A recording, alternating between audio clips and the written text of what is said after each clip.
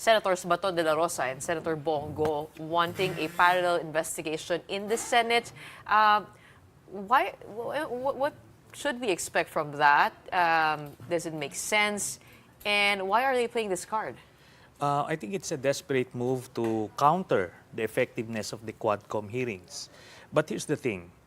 Both Senator Bato de la Rosa and Senator Bongo do not have the right to investigate an issue wherein both of them are principals.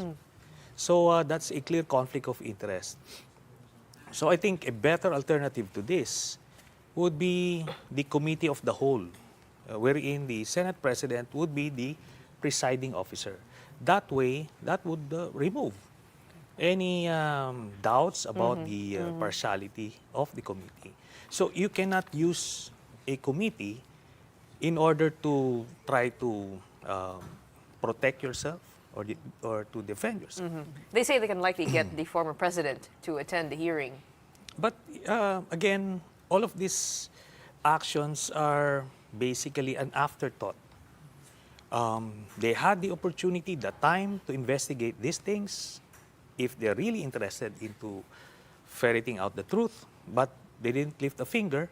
But now that the Quadcom hearings are closing in on them, and then here comes this proposal to investigate. So would you be open, or would you want to hear them out in those hearings, just as long as the Senate President is a presiding officer? I would totally do away with that because, again, the Quadcom hearings are already effective.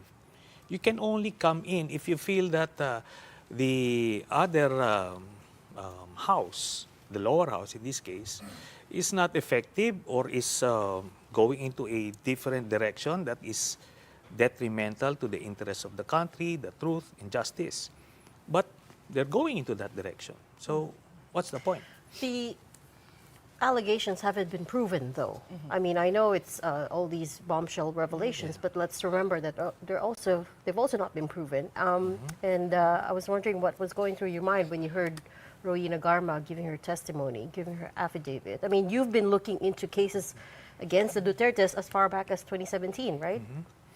Let's just say that this is another spiritual epiphany, if you may call that, or an act of survival, or in my case, when I saw that, it's just how God's plan unfolded. And it's similar to my experience with the transformation of Mr. Las Cañas. Remember, when he first appeared in the Senate, he was a cold witness. It really reflected that he's really a cold-blooded killer. But then, after just 2 months, I met with him again, and he completely transformed. You haven't met with Rowena Garma? No, not yet. Okay. Not yet. That's a bit of a cliffhanger. Are you planning to meet with her? Is there a plan to meet her? It's not necessary. Okay. But do you know her? I know her by reputation because we included her already in our communication with the ICC back in 2017. All of these things were revealed already by Pero wala Mr. siya Las doon Cañas. sa parang 5 bibigyan ng warrants of arrest na policemen. No. Sila kasi, the 5 were given, were elevated as suspects. But when we gave the communication back in 2017, both Leonardo and Garma were already there. Okay. And the whole Davao template to be elevated into the national operations, these are exactly the same words of Sergeant Las Cañas. Okay.